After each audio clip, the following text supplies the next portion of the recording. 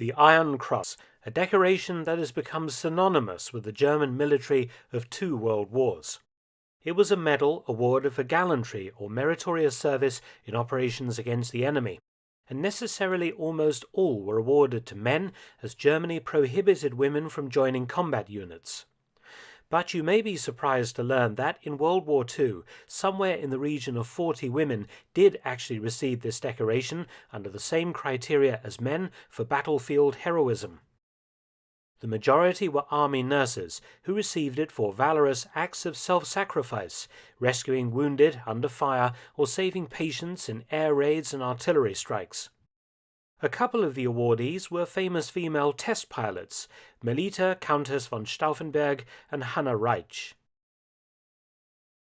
But perhaps half a dozen Iron Crosses actually went to women who took up arms against the enemy and fought alongside male soldiers in battle. This is what this video concerns itself with. During World War II, 500,000 women served in the German armed forces.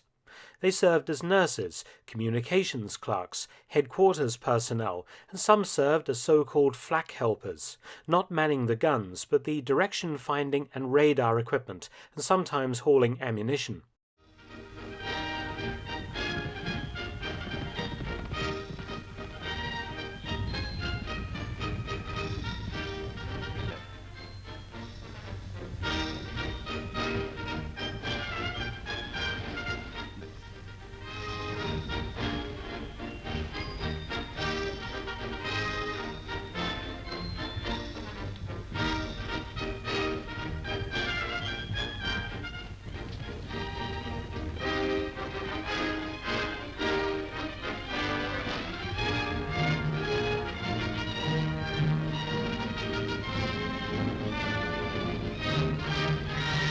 Nazi Germany did not consider the front lines to be a suitable place for women, unlike the Soviet Union, which had all-women sniper teams, fighter and bomber squadrons, and anti-aircraft batteries.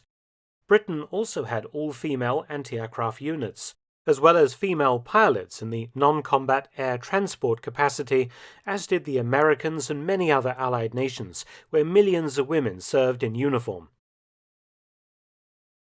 As defeat loomed large for Nazi Germany in the first months of 1945, the prohibition on women serving in combat was relaxed a little, and some women actually received arms training.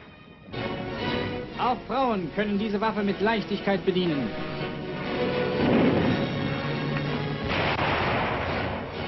All the Iron Crosses awarded to German women for combat were earned in the last few months of the war in Europe, and all on the Eastern Front as the Red Army swept into Germany. The Iron Cross was an old award, far older than the Third Reich or even Germany itself. It dated as a decoration to 1813, long before a unified Germany, and was an award for officers and men alike, issued by the Kingdom of Prussia. A simple but striking design, it went through little alteration up to its reissue under Hitler in 1939. And that's why all World War II Iron Crosses bear the date 1939, irrespective of the date of the award. By World War II, the award consisted of several grades, each with different versions of the Iron Cross. The lowest was the Iron Cross Second Class, some 4.5 million being awarded during World War II.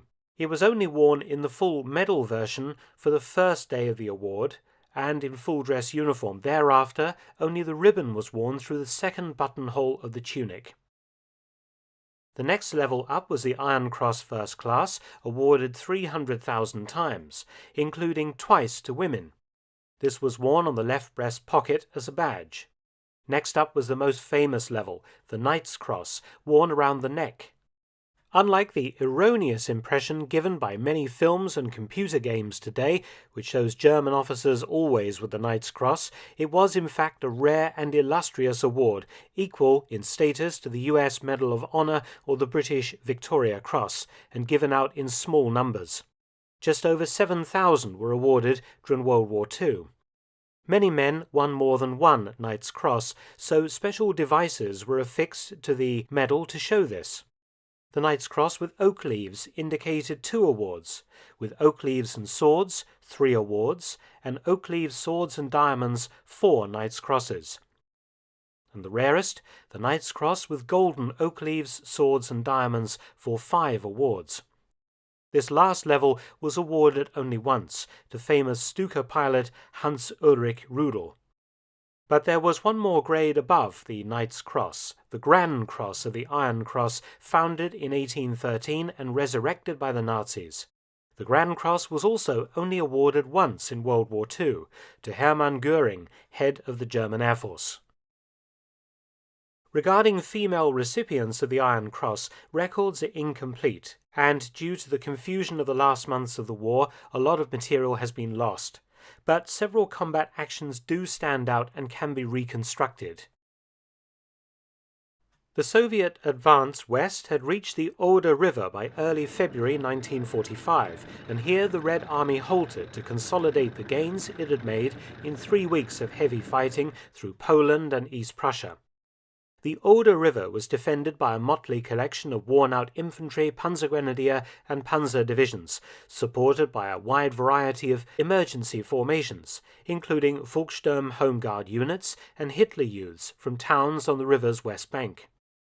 The Red Army was regrouping for the final drive on Berlin, but continued to conduct local operations and strong patrol activities. Fürstenberg was one such river town to come under threat.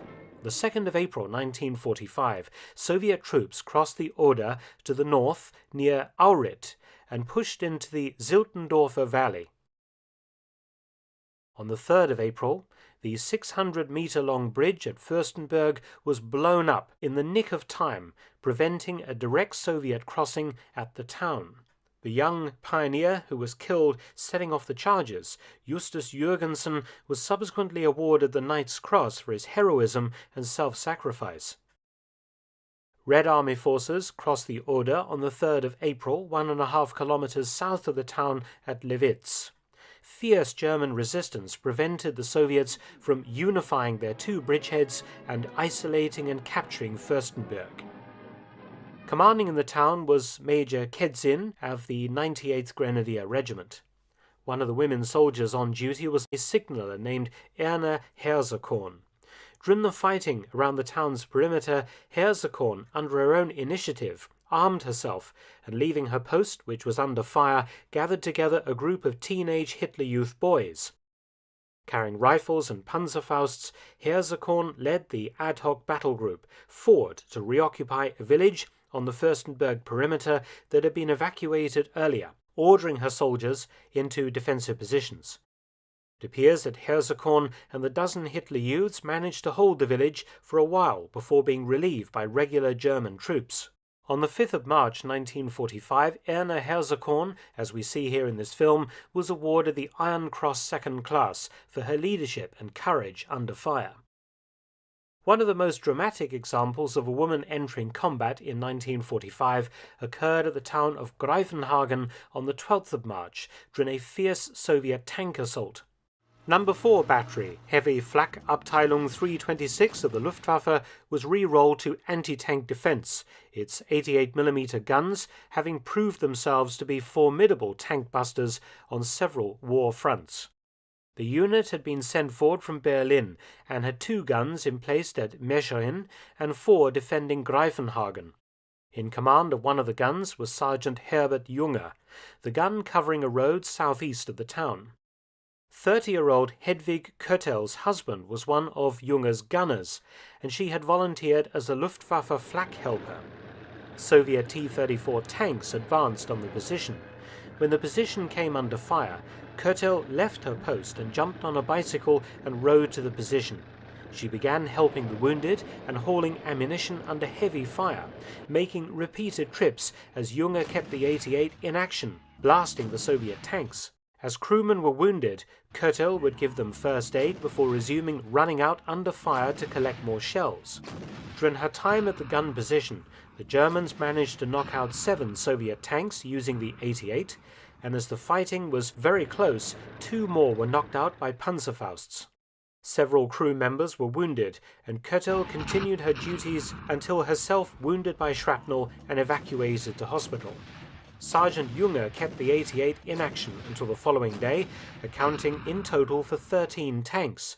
He received the Knight's Cross, while Hedvig Köttel was awarded the Iron Cross Second Class and the Wound Badge in black. Unfortunately for historians, there isn't much surviving detail to the stories of other women awarded the Iron Cross in the last weeks of the war in combat, just citation dates and perhaps one sentence about what happened during the action.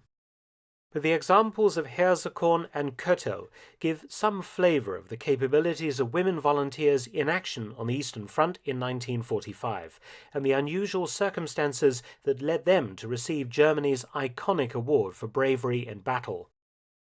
Many thanks for watching. Please subscribe and share. You can also help to support both of my channels at PayPal and Patreon. Details in the description box below.